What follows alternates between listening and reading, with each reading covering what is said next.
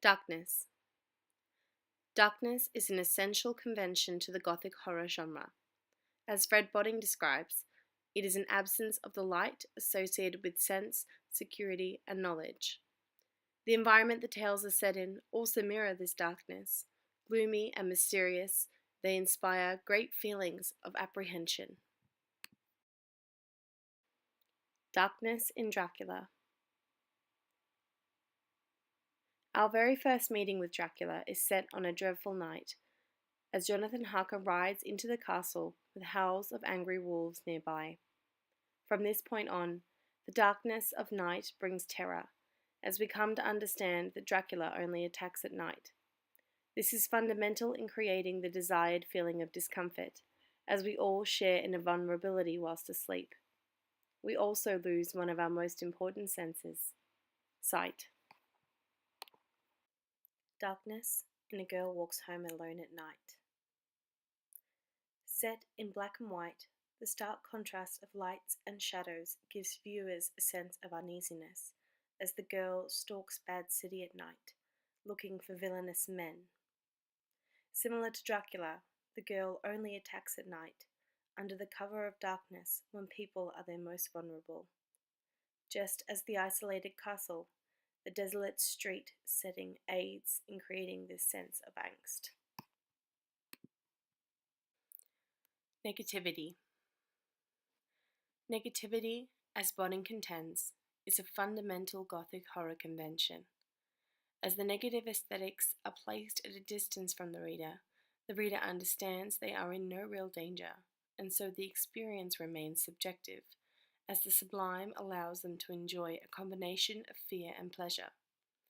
This also allows for uncanny and transgressive villains, as these fears are actualized in the shape of a monster.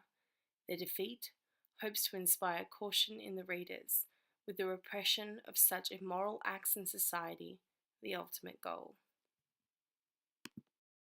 Negativity in Dracula.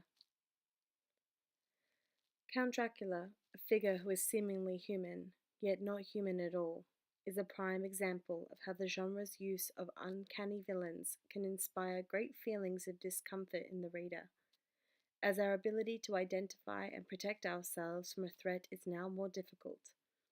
Dracula, and more importantly, the female vampires, are transgressive in their bloodthirst and sexually deviant practices, and are eventually punished for their heinous crimes.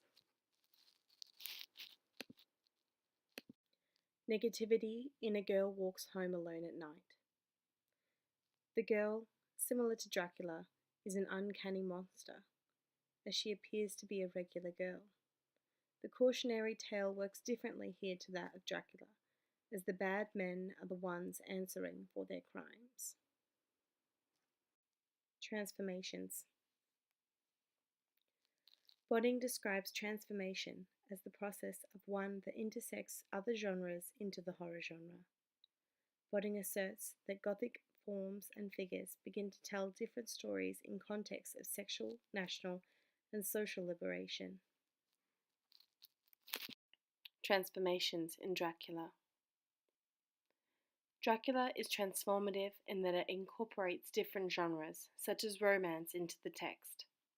The text also looks to disguise many social issues of its time throughout.